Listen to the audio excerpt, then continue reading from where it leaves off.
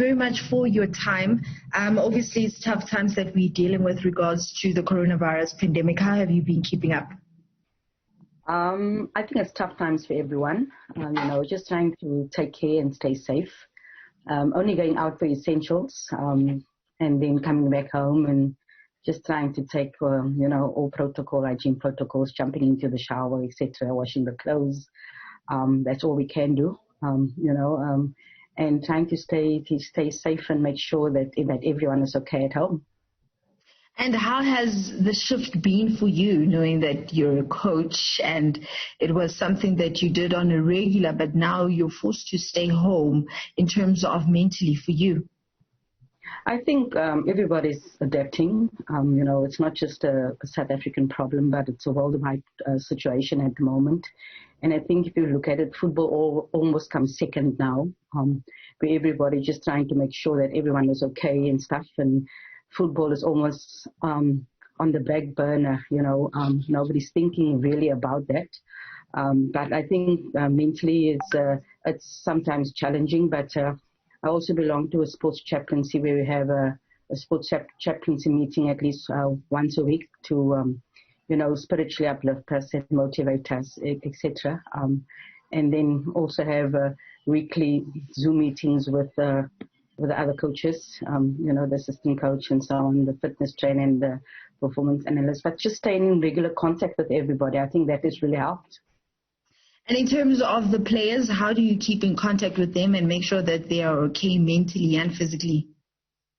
I think it was important for us to have personal interaction. So we sort of, divided the group in three because we have a core group of players, of local and overseas-based players that are currently in the Banyana squad.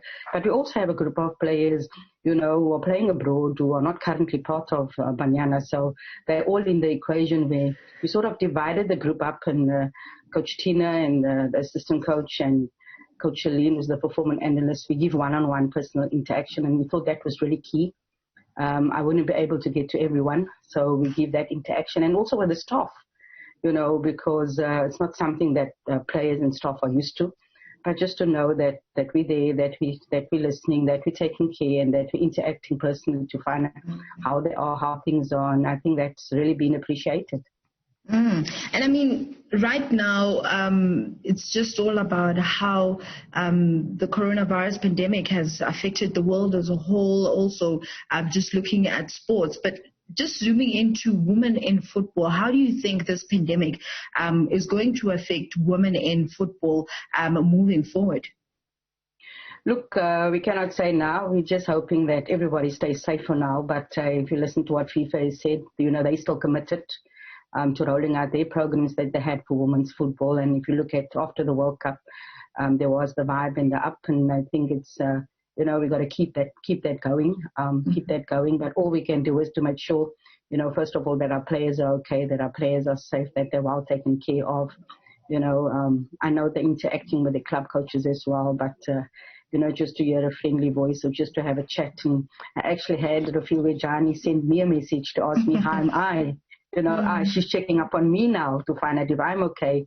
Mm-hmm. So it really shows, when we talk about team, when we talk about family, then we've got to make sure that our team is okay, that we've got to make sure that our family is okay. And I think that has been key for us in just interacting with the players that we have, as well as with the staff that we have, not forgetting the ones who are not currently in the Banyana squad. We've interacted with all of them just to make sure that they're okay, and on a regular basis stay in contact with them. And what's the message to them, especially like someone like Refilejane? Obviously, she's overseas. We don't know how things exactly are there compared to this side here in South Africa. What do you say to your players? No, we just ask them how they're doing, if they're okay, how we can help, how's the family doing, and those things. And they're okay, players are okay.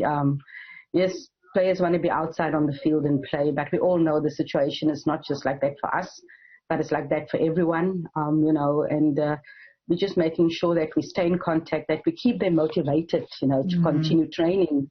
I know they miss football, I know they miss football, I know they miss being out on the field, but we just want to make sure, that when football does resume, that we haven't lost a lot of ground in terms of training, that we haven't lost a lot of ground, because you have to keep them motivated. You have to make sure, and a phone call now and then, once or twice a week is really doing wonders, not just for the players, but for me as well, and for staff as well, where we can just chat about things.